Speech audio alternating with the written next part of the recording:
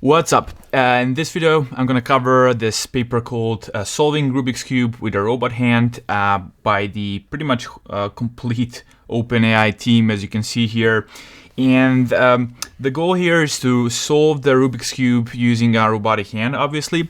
But the thing I want you to understand is that the point is not to actually figure out how to solve the cube. They just use some off-the-shelf solver for that. The difficulty in the project lies in sensing the state of the hand, the state of the cube, and advising a control policy, i.e. controlling those joints on the hand in order to solve the cube. So it's a control and sensing problem, not the actual how to solve the cube problem. And having said that, take a look at this video. We're trying to build robots that learn, a little bit like humans do, by trial and error. What we've done is train an algorithm to solve the Rubik's Cube one-handed with a robotic hand, which is actually pretty hard even for a human to do. We don't tell it how the hand needs to move the cube in order to get there. The particular friction that's on the fingers, how easy it is to turn the faces on the cube, what the gravity, what the weight of the cube is, all of these things, it needs to learn by itself. Awesome. Hopefully you got some high-level understanding from that video, and now let's just dig into the paper. It's quite a long paper. Hopefully you'll, at the end of this video, you'll understand it much better. Okay, let's start with this. The two main components that this new paper advised, because as a side note, they previously published this paper called Learning Gestures in Hand Manipulation, where the setup was pretty similar. The only difference is that they are trying to just reorient this block that has these OpenAI letters on every single face of this cube. And so the goal was much simpler. You just need to flip the cube and to get from a certain source position into a certain target configuration. And that's it. It's still a complicated task, but solving the Rubik's Cube is just a level up. So yeah. And the two main components they say are key to solve this problem, the Rubik's Cube, is this automatic domain randomization algorithm and a new robot platform built for machine learning. And high level, this automatic domain randomization, so they in this previous paper and this one, they already used domain randomization, but the novelty is in this automatic part. So they are automatically learning how to create progressively harder and harder environments. And by doing that, it turns out that the policy, once deployed on a real robotic hand, treats the real world as just another simulation. Matrix confirmed. And let's dig into the high-level explanation. So, as you can see here, the setup looks something like this. So they have a bunch of these simulations, and you can see every single hand corresponds to a different simulation, and everything is randomized. From the appearance, you can see differently colored hands, the physics like the gravity, the cube size, the cube mass, the friction of the robotic hand, a bunch of stuff is randomized.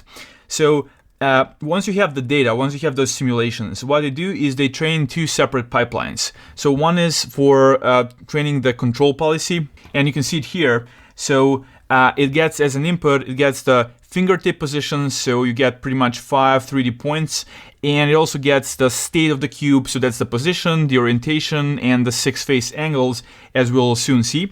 And once you have that state of both the hand and the cube, they train this LSTM-based policy network in order to output these actions, and that will be just 20 times 11. Basically, 20 means 20 joints, so the hand has 20 joints they can control, and 11 is just the discretized angles, because they later show that that's much better, and the policy is much better once they do that instead of using continuous actions. So those are just the relative angles, so maybe move this specific joint by 2 degrees, and that's it. On the other hand, the second pipeline takes these 3 RGB images as the input, and it tries to regress the cube pose, the cube orientation, as well as the face angles. And we'll see all of the details a bit later. Once they combine all of that together, we have this chart, and you can see here that the cube pose always comes from the visual system, but because it was really tough actually to figure out the absolute face angles. So you have the cube and you have to figure out which exact angle, and you have from minus pi to pi, the angle goes from minus pi to pi, so it's really hard to regress it because of all of the occlusions, etc. And they sometimes actually use the cube itself. So it's a smart cube that has sensors, and we'll see that in a moment. And it basically just outputs and gives to the policy these numbers which represent the face angles. So they either use vision or they use the cube itself in order to get the face angles. So combine them with the fingertip positions, that's the input observation to the policy, and they basically train the LSTM based policy to output the correct actions in order to solve the cube. So that's the high level explanation. Now let's start digging into details. They say here the learning requires vast amount of training data, which is hard and expensive to acquire on a physical system. I should have mentioned this a bit earlier, but basically you have two options. You can either train this thing on a robot, but because we're trying to learn, we know we'll need a lot of data. And it's simply not practical to train the policy on a physical robot. And in the previous paper, the system was called Dactyl, just FYI. Basically, they showed that the hand had a lot of breakages. So it's super impractical to train this, even if you have a farm of robots. And this thing, this hand is pretty expensive, I can assume. So it's really hard to have a setup to collect enough data to train the policy. So they have to go to simulation. But once you're in a simulation, you need to advise a good way to bridge the domain gap, the reality gap, in order to have the policy trained in sim be good enough in the actual real world. So that's just something to keep in mind. First of all, let me just briefly explain the goals. The first goal we saw was the block reorientation. So that was in their previous paper. They were solving this one, and they're using it as a baseline in this one. So the goal is considered solved if the orientation of the cube falls inside this 0.4 radians from the target orientation. And that's something like 22 degrees, more or less, 22, 23 degrees. So it's a pretty big margin. But yeah, they just figure out that number works for them. Okay, you can see here visualized. So this is the block reorientation task. You can see the target orientation here, and this is the Rubik's cube task, and you can see the target is the solved cube in this case. They found that one interesting thing to notice here is that it's really hard to rotate certain. Once you have a single hand, it's really hard to rotate any face other than the top face. And they say here, we found rotating the top face to be far simpler than rotating other faces. So as I said, it's really hard to rotate this one if you have only a single hand. So it's much easier to rotate the top face. And thus, instead of rotating arbitrary faces, we combine together a flip and the top face rotation in order to perform the desired operation. These sub-goals can then be performed sequentially to eventually solve the Rubik's Cube. So just using those two operations, the flip and the face rotation, the top face rotation, they can solve the cube. When it comes to solving the Rubik's Cube, computing a solution sequence can easily be done with existing software libraries like Osiemba Solver. So that's what I mentioned in the beginning of the video. They use off-the-shelf solver. And in this work, the key problem is thus in sensing and control, not finding the solution sequence. So keep that in mind. Okay, briefly, let me just go through this physical setup. So they have the cage. They have these three cameras, 1, 2, 3 RGB cameras. They have this system called phase space, which they use in order to track the fingertip positions. And you can see these small LEDs on the fingertips, and that's what this phase space system, motion capture system, uses in order to figure out the exact 3D positions of those fingertips.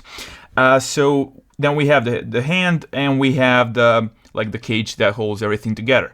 So one thing I actually, when I first saw this video a couple of years ago, I thought that the hand was also developed by OpenAI. I wasn't sure which part of the project they actually developed, but actually the hand itself is from some other company. It's called Shadow Robot company, and it's a pretty marvelous piece of engineering itself.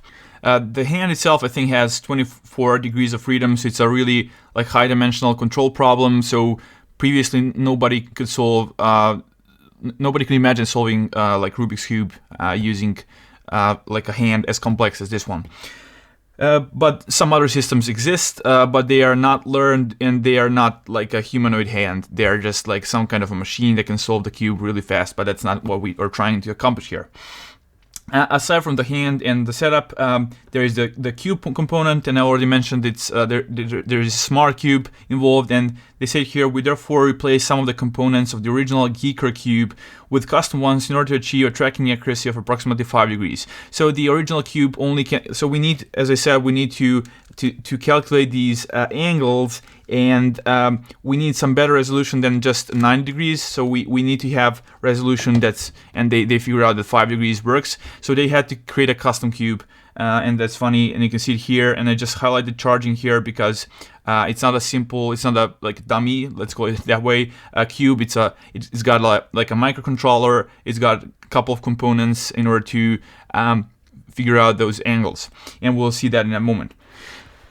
Okay, a quick detour into how this exactly works is you have this thing in every single face of the cube, and it's basically a variable resistor. So here is just a circuit on the left side, and you can see this variable resistor here actually corresponds to this thing here.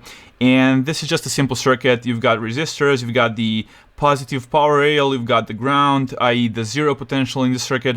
You have something called operational amplifier here, and what this circuit does, you can treat it as a black box, and most people do. Basically it just holds the same potentials on the plus and on the negative inputs, and all in all you've got a current going through here, and the signal here is basically R times I, where I is the current and R is changing, so the analog signal will actually be increasing as the resistance increases, and the resistance increases once you're turning the face, particular face.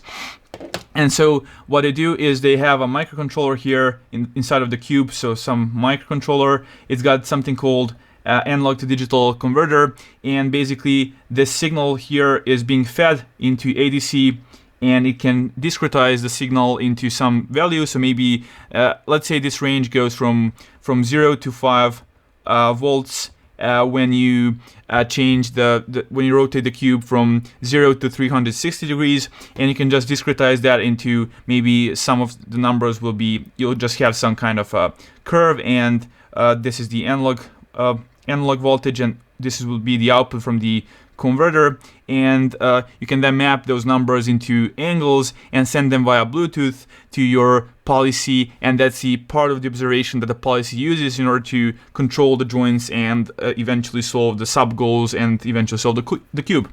So that was a quick detour into electronics. It's funny to see a piece of electronics inside of an enamel paper. I actually studied electronics, so it's pretty satisfying feeling to see that you can actually leverage some of the knowledge learned on the faculty. Yeah, this will probably be the first and the last time I'll ever see it. Anyways, let's continue, and let me tell you one more thing before we start jumping into how the policy is trained and etc. So you have the setup, but you want to have the simulation to be as closely to you want your simulation to resemble the real world as closely as possible. So they showed here that they added additional modeling to the hand, like these pulleys and tendons, and doing that they improved the simulated hand.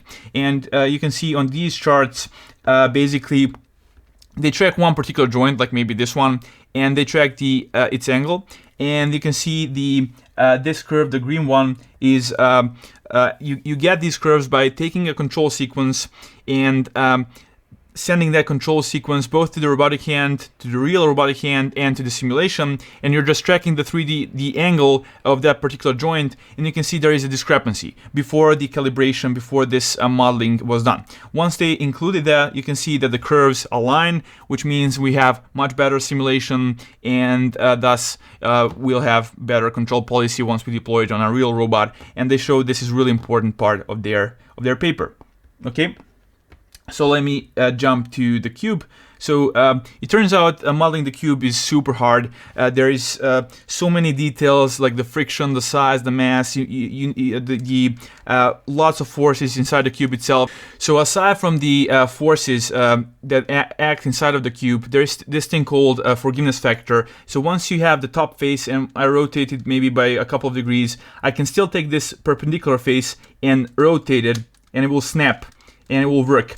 But like if you go too far, now you basically can't flip the perpendicular face. So that's the forgiveness factor. So you have to count all of those tiny details inside your model in order to get a realistic representation. So they say here they performed a very rudimentary dynamics calibration of the parameters, so like the size, the friction, etc., which Mujoko, which is the engine they're using for rendering, allows us to specify in order to roughly match a physical Rubik's Cube. Our goal was not to get an exact match, but rather to have a plausible model as a starting point for domain randomization. So again, ADR, we'll see that plays a really important part in this work. Okay, and here we are.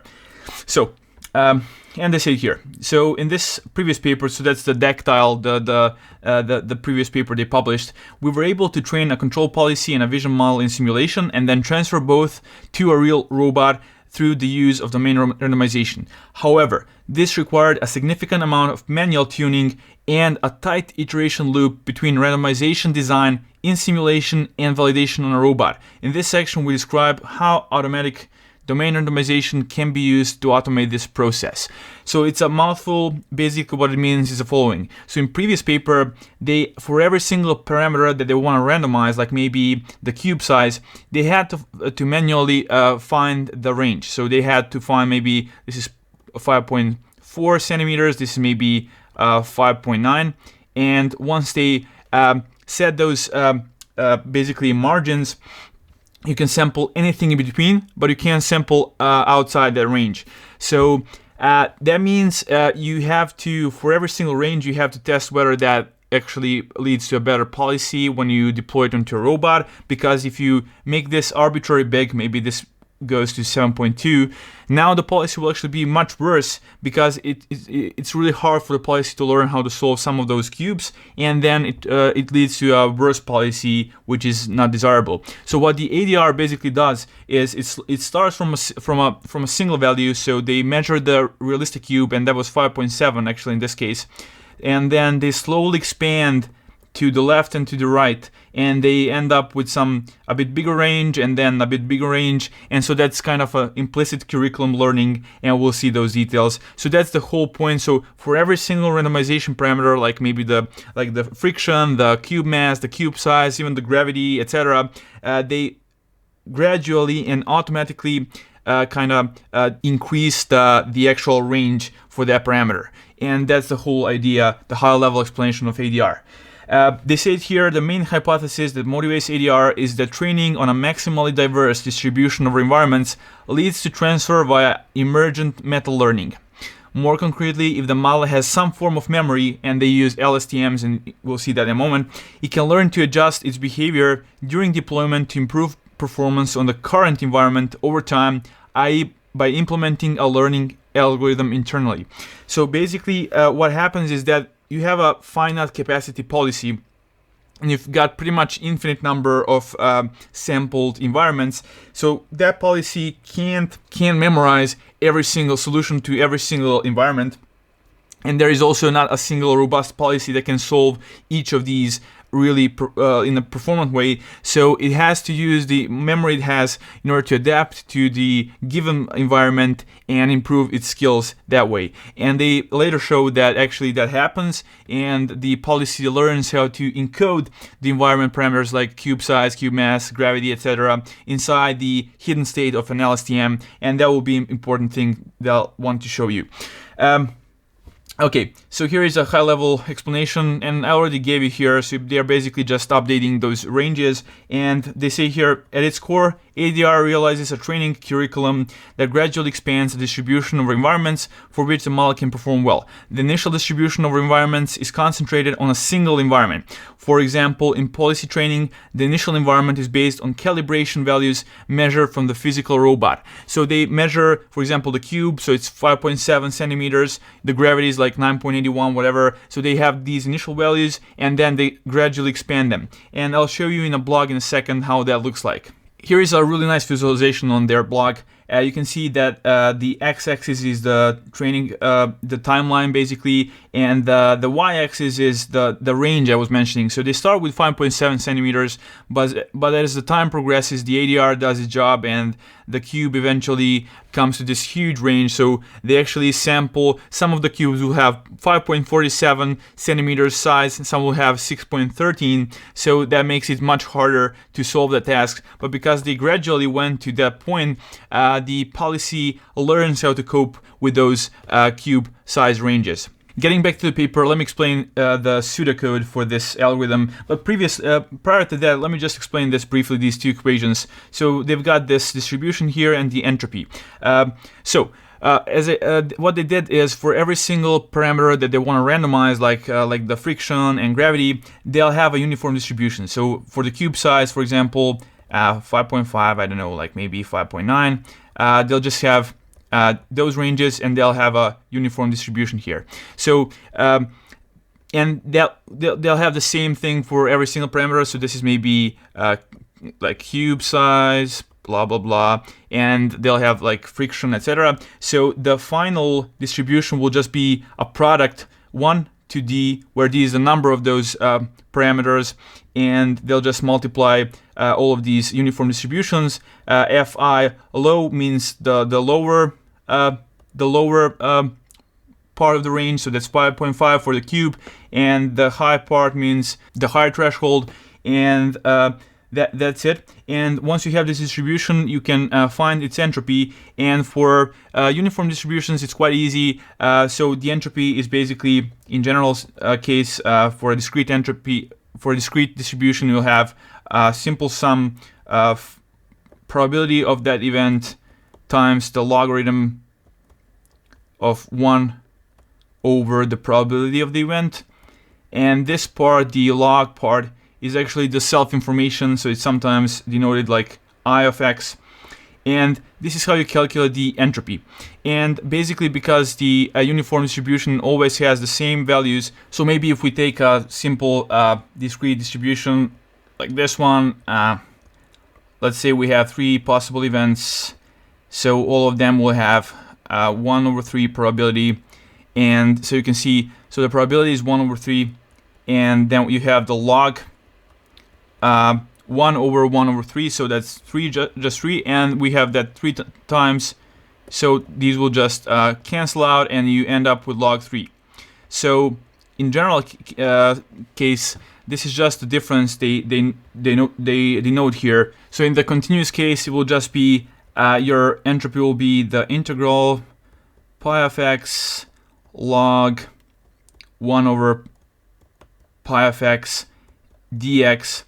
And because for a particular uniform distribution, this is constant, you can just pull it out here, and so you've got integral over dx, and that will just be the size of your domain. So maybe here it will be whatever the difference between these two are, and that's why they have the difference here. So this thing is just the entropy of a uniform distribution. That was a long way to say that thing. And then they just divide by the number of distributions, by the number of randomized parameters, and you get kind of a average entropy. And so the more spread out these distributions are, the higher this entropy will be, because you can see as the range increases, the entropy increases. And so this is a measure of how actually demanding the environment, the current environment is. So that's just a simple way to do that. Okay, here is the actual algorithm. They start with some initial calibration values, as I mentioned, that may be 5.7 centimeters for the cube, 9.81 for the gravity. They keep these buffers for every single one randomized parameter, and they keep the lower and the higher, so one for the lower range part of the range and one for the higher part of the range, and they keep these are just thresholds for how performant the policy is given a specific environment. And M just means, so M is just the number of iterations we need in order to decide whether we want to expand or squish the range of that particular randomized parameter. Okay, so we sample a particular vector from the current distribution, and we pick randomized parameters. So one of those D parameters that we are using, we pick one of them. We then sample from X from the uniform distribution, and with 50% chance, we'll either pick the lower. So we'll set lambda I to the lower extreme, or with 50% chance we'll set lambda I to a higher extreme. So what that means in that particular case with the Rubik's Cube, that means that sometimes, so basically once you sample this, you'll sometimes take, you'll sample 5.6, blah, blah. But like in this case, if you pick the lower one, you'll set that lambda I that corresponds to the Rubik Cube size to 5.5 or to 5.9. So that's this part.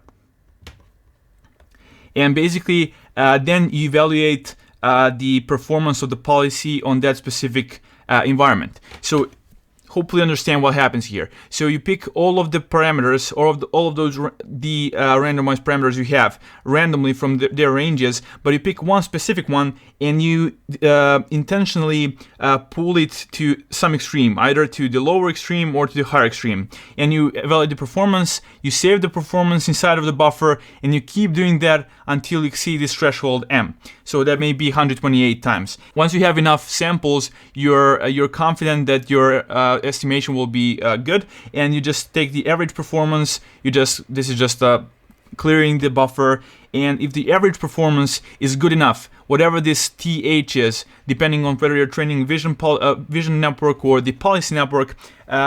So if you're good enough, that means that the network that is being trained doesn't have any difficulty solving this particular environment, so we can expand the range, and next time the environment will be even harder. On the other hand, on the flip side, basically, if the performance is really poor, that means that pulling this particular parameter to its extreme is really hard, and we want to actually squish this uniform distribution for that particular randomized parameter. So hopefully this was clear enough. Let me know in the comments, because this is arguably the most important algorithmic innovation they had in this paper. Other than that, there was a lot of engineering and nothing less important, but yeah. Okay, let's continue. Here is just a high-level overview of how the vision pipeline and how the policy pipelines are trained. You have the model parameters, you have the current phi's, so those are the ranges we just mentioned for every single randomized parameter, and you basically sometimes sample those, you generate the data, and you push the data into this buffer, but we sometimes just do the ADR, so basically snap one of those parameters to its extreme, and we sometimes update this phi to make it more challenging or to reduce its difficulty. And that's the two things that are happening in parallel. We are constantly improving the difficulty of environment, and we are constantly generating data and training the model and updating the model parameters. So yeah, that's how it works. And you can see one difference between how they train the vision network compared to the policy is that they here they use both the data that is evaluated as well as the actual data pulled from the current parameters, and they do that because data is really expensive and they need all of the data they can have for that particular policy.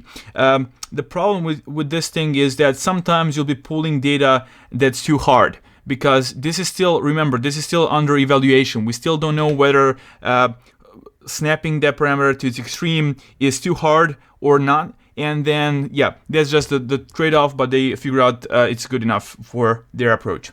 Okay, let's now see what they randomize in their simulations. And I already mentioned like the physics, like geometry, friction, gravity, etc. The interesting part is this one, the adversarial. What they do here is the following. So they're training the policy network, that's the P, and it's outputting those 20 times 11 categorical distributions that correspond to angles for particular joints. And on the other hand, they have this network, the adversary, called R, which just basically outputs random actions. And those get added to these ones, and the policy needs to learn how to complete the sub-goal it's given and disregard the randomness introduced by the adversary. And they tried two things. They actually tried to intentionally to develop a true adversary which will try and perform the worst actions in order to kind of confuse the policy, but they realized that just using a random network is actually even better because it brings more diversity, and later the policy can better generalize once deployed on a real robot. So why do they do this? And the simple answer is the following. Basically, once you have the real hand, even though the policy says to a specific joint move by maybe 2 degrees, the underlying controllers, like the PID controller, will add some noise, so it will maybe execute 2.1 degrees instead of 2 degrees, and then the policy will still have to learn how to deal with that. So, and that's why they introduced this kind of modeling into the pipeline. They also add noise to the observations. Basically, fingertip positions are kind of added, like they add a Gaussian noise to the positions, etc. So everything you can imagine, everything that's in this pipeline, they try and randomize. Finally, the vision, like the lighting conditions, what's the lux level, the camera positions. So remember, they have this cage. They are cage, and they figure out the positions and use those as the calibration, as the initial positions. And then in the simulation, they'll just have some volume that will be expanding, and they'll be sampling camera positions from that volume, and that will introduce the randomness. They'll also experiment with the field of view with a bunch of different parameters. And yeah, that's pretty much it. And I mentioned here, so some of these are fixed in a specific simulation. So they'll just pick the cube size and the mass, and they'll freeze that. But other parameters like the observation noise and adversaries, like the thing I just mentioned, will be changing with every single step in the episode. So yeah, just keep that in mind. And finally, training the policy. They use this thing called PPO, Proximal Policy Optimization, which is basically actor-critic method they devised a couple of years ago. It's a fairly standard RL algorithm. I won't dig into too much depth here. Basically, they have the value network. They also have the policy network. The value network tries to predict the expected value, and the policy network tries to predict the optimal actions. And in that collaboration, they eventually learn a really good policy. Let me just focus briefly on these details, like the rewards and actions. So I already explained how the actions function. So basically, for every single joint, and there are 20 of them, they output these categorical distributions. So maybe something like this, and the x-axis is like the angle. So here, this is the highest probability angle, so that maybe correspond to 5 degrees, so they'll pick 5 degrees. So those are the actions. The rewards, they have 3 types of rewards, and they had some reward shaping here, as you can see. So the first component is the non-sparse component.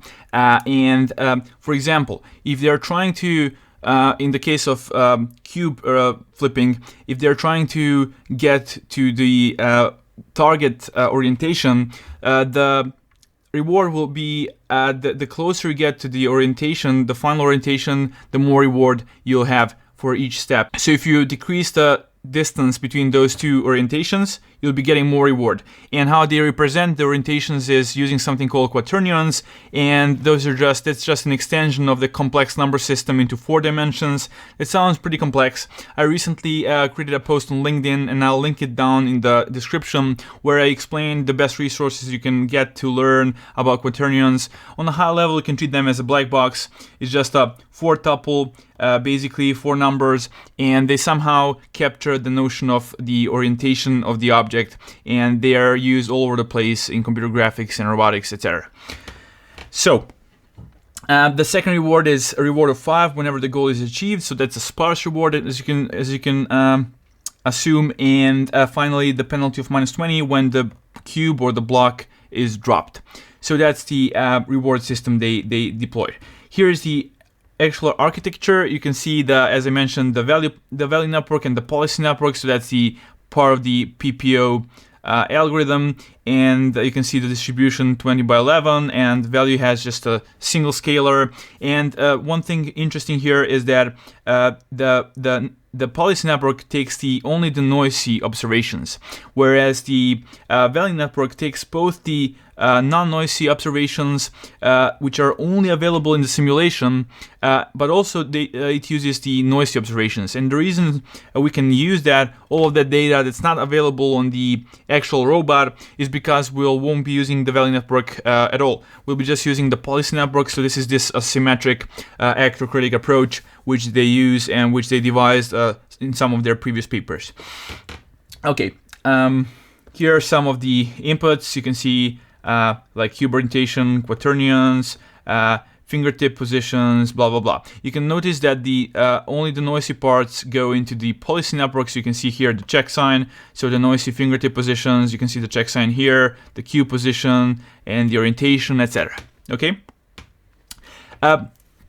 Couple of interesting things to notice is this, and these enable them to experiment a lot more, is this embed and add approach. So you can see here that the observations are always normalized and then embedded into this constant 512 dimensional space, and they just summed it up and they apply value.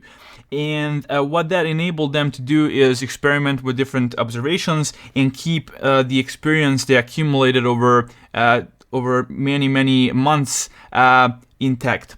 And they say here, so more concretely, we first embed each type of observation separately without any weight sharing into a latent space of dimensionality 512.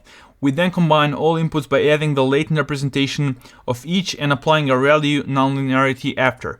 The main motivation behind this change was to easily add new observation to an existing policy and to share embeddings between value and policy network for inputs that feed into both. So for example, if they have fingertips without noise here and fingertips with the noise, they'll be sharing these embeddings in those cases. Otherwise, they are not sharing the weights there. Okay? Let's continue. This is super interesting and mind-blowing. So they actually trained this thing. They say here, we've been training the Rubik's Cube policy continuously for several months at this scale, while concurrently improving the simulation fidelity, the ADR algorithm, they've been tuning the hyperparams, and they've been changing the network architecture. So the cumulative amount of experience over that period used for training on the Rubik's Cube is roughly 13,000 years. And which is on the same order of magnitude as the 40,000 years they used to train the OpenAI 5, the bots they trained for Dota 2 game. And basically, what I want you to have in mind here is that a single simulation step takes is 80 milliseconds. So you just divide this number here, the number of milliseconds here, by this, and you'll have the number of steps that happened in the simulation since they started doing this, and it's a huge number. Okay, experimenting is really important. Obviously, they want to keep the experience. They want to ditch the experience they accumulated, and so they do one more thing, and they say here. So we therefore rarely train experiments from scratch because it's expensive, but instead updated existing experiments and initialized from previous checkpoints for both the ADR, so they both keep those thresholds for each of those ranges for the randomized parameters, and they also keep the policy parameters. And they did something called behavior cloning. In order not to lose the experience, they implemented something called behavior cloning. If you're familiar with imitation learning, this is one of the basic approaches there. And they just implemented a variant of this Dagger algorithm. And why they do this is that they can iterate with different policy architectures, not only the observations, and still keep the experience intact. Pretty much intact. So how it works is basically you have something called the student network, you have the teacher network, and this one is basically we input the observation, out goes the actions, and we use these actions to navigate the environment. But what we additionally do is, because it's got the value function here as well, so these are the actions, and here's the teacher. So that's the best network we currently have with a slightly different architecture.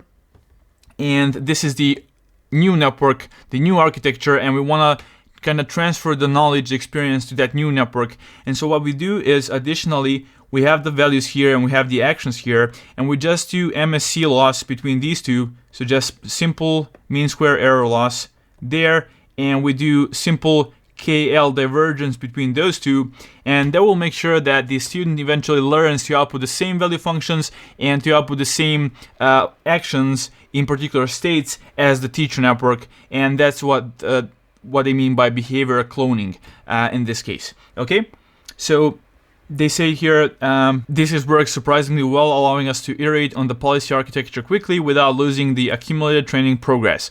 Our cloning approach works with arbitrary policy architecture changes as long as the action space remains unchanged. So the only thing that needs to remain constant is the action space itself. So 20 times 11. Everything else can change. The observations can change and the architecture itself can change. So I think I already mentioned estimating the phase angles is super hard. So what I did is they just added these cutouts so that the problem of estimating the angle is a bit easier. And they say here, so while predicting position and orientation works well, we found predicting all 6 phase angles directly to be much more challenging due to heavy occlusion, even when using a cube with asymmetric center stickers. To work around this, we decomposed phase angle prediction into several distinct predictions. So for the sake of brevity, I'll just skip over the details, but they estimate this thing called active axis and the active phase angles and the top phase angle and then they do some post-processing in order to use it as a proxy to get the actual phase angles. And that's what I do with the vision part, and you can see the network here. So position, orientation, which is a quaternion, and these 3 elements combined with some post-processing indirectly gives them the phase angle estimations. One thing you'll notice is there is many components here, and you kind of usually have to manually specify when you do the weighted loss, you have to manually specify those weights. So a way around that is using something called focal loss, and there is this paper which introduced it previously. So the main idea is the following. So let's say you're doing classification and the true label is maybe 1, and so you're using cross entropy loss, so your loss will look something like this. And let's say you output 0.9. And that means the loss is pretty small. And what they do is the following: they just weight using this factor here. So because the minus log p is the cross entropy part, so this is the actual weight. And so you can see the bigger the p is, so the closer we are to the correct solution, the smaller the weight for this loss. So that means roughly that if we are performing really good here, we wanna drop the weight for that component because we are already really good there. But if we're maybe struggling here, we'll increase the weight that goes with this loss component, and that's pretty much it.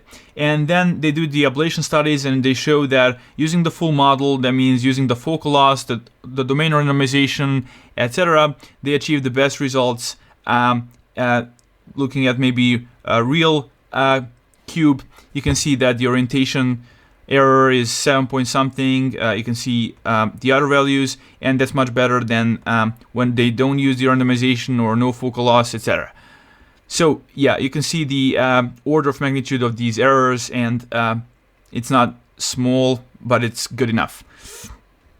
Let's continue and jump into results. They show some results on the sim to sim transfer performance, and basically the policy was trained in the ADR setting, and the test set also comes from the simulation, but using some manually specified ranges.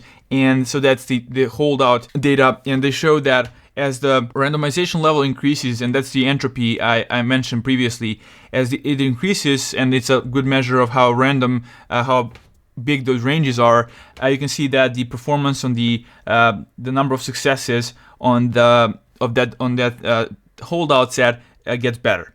And that's one thing. And the second thing is they show here the performance on the real data, and using the ADR, so the more randomization they add, so you can see the entropy increases, basically the better the results get. If we take this specific policy, the XXL policy, which was trained for a lot of time, you can see they didn't put in the numbers here, so you can assume a couple of months, and you can see the mean and the median number of successes in the block rotation problem increases, and it's pretty good in the real world on the real robot as well.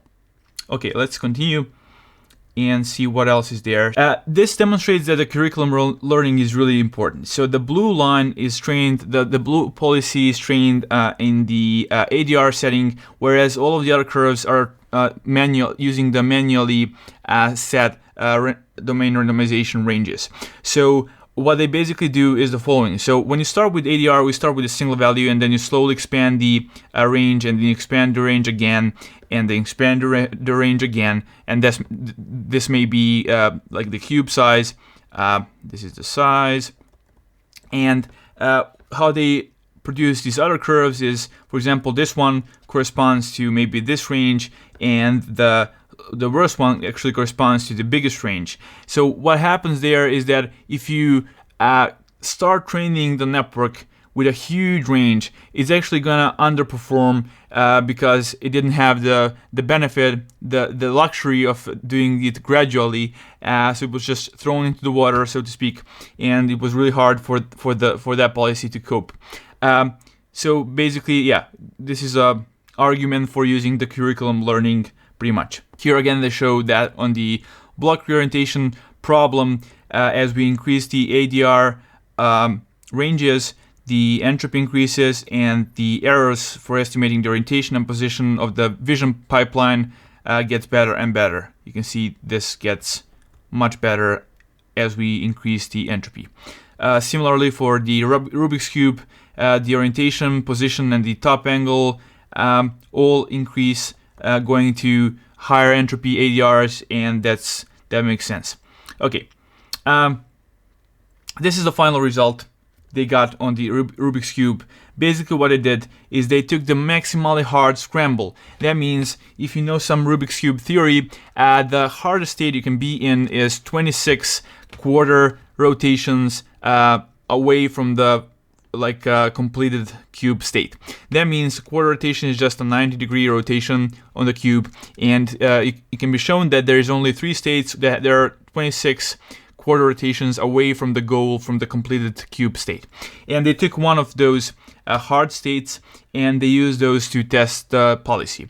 And they showed here that on the full scramble, so you basically have to have 43 successes to get to the completed state, because we're only using, remember, we're just using the face rotations and we're just using the flipping.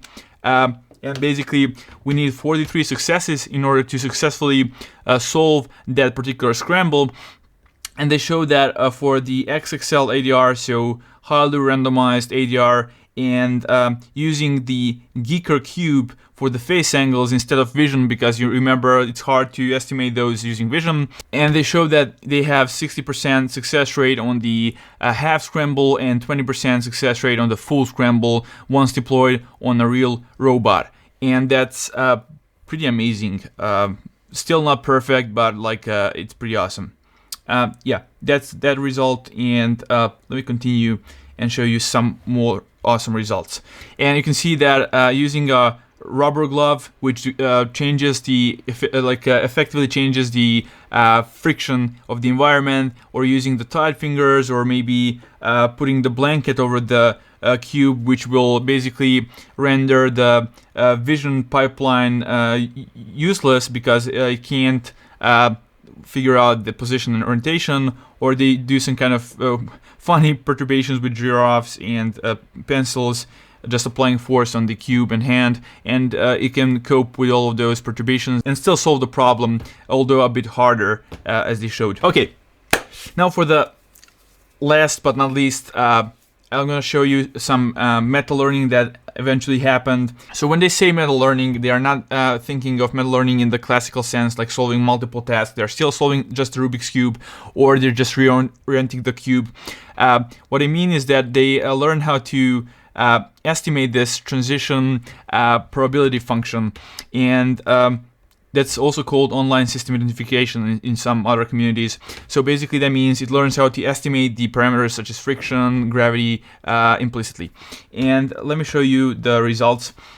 So they run the policy in a simulation on this flipping problem, and they show that once we have a LSTM inside of the policy, if you remember, and they show that once they take the hidden state and just pull it down to 0, in these particular moments, like at step 10 and step 30, you can see that the time to complete the flip actually increases. And then once the policy has enough time to again encode the parameters of the environment, it again becomes really fast. And then once the next perturbation happens, again it gets a bit slower, but then it adapts again. So until the hidden state is updated, it will be a bit slower, but then it just gets to the baseline level. The second thing they showed is just by resampling environment dynamics. So they let the policy work with certain certain environment, like specific cube size, gravity, etc., and then they just resample everything, like new gravity, new cube size, new cube mass, and they show that again the policy kind of slows down and then again learns the dynamics, encodes the dynamics inside of the LSTM hidden cell, and yeah, it just becomes much better. The third thing they did is breaking a random joint, and basically what they do is at one point of time they just disable one of the joints, so whatever action we send to the joint, it won't move because it's dead. And they show that after that happens, basically it will still learn how to solve the problem. It will be a bit slower, and the green line here is just a policy that started with the same joint broken from the start, and you can see that this one is a bit worse. And they speculate here, I think, just a second, that we hypothesize that this could be because the policy has already locked in some information in its recurrent state and therefore is not adjustable anymore. Alternatively, maybe it just has not accumulated enough information yet, and the baseline policy is in the lead because it has an information advantage of at least 10 achieved flips. I doubt that's the case because I can see the offset being constant even after 20 steps here. So yeah, that'd be interesting to investigate further. Still, you can understand the high-level picture here. Basically, it's learning how to encode environment parameters inside the LSTM's hidden state, which is pretty awesome. Couple more things. Yeah, that's it here. We found it very interesting that our policy can learn to adapt internally to broken joints. This is in contrast to prior work that explicitly searched over a set of policies until they found one that works for a broken robot. So I'm not sure which of the randomizations they applied in the ADR setting helps them learn this thing. Whether I think I'm pretty confident they didn't simulate the broken joints inside the training. So it's pretty funny that this actually works. The final thing I want to show you is this. They trained a predictor over those LSTM's hidden states to predict whether a specific parameter in a particular environment is higher than the average or lower than the average, to make that a bit less abstract. So it's trying to predict whether maybe the gravity or the cube mass is higher than the average over all of the environments it was trained on, or lower. So they just use a cross entropy loss, and it outputs 1 when it's certain that the parameter is higher than the average. Otherwise, it tries to output 0. And you can see here, maybe for the cube size, the range is this, and this is the average, and similarly for the Rubik's Cube problem. And once it was trained like that, so on a bunch of different environments, we take the LSTM's hidden state, we have a simple predictor. I think they just use a simple fully connected layer, and finally the sigmoid output. So once they train it on a bunch of those environments with the true labels known, they deploy it, and they show that here, for example, on the block orientation policy, you can see that certain parameters such as cube size, the actual LSTM hidden states is informant enough so that the policy that was trained can learn to with 85% accuracy predict that it's higher than the average, which means there is enough information inside of the LSTM state to do this.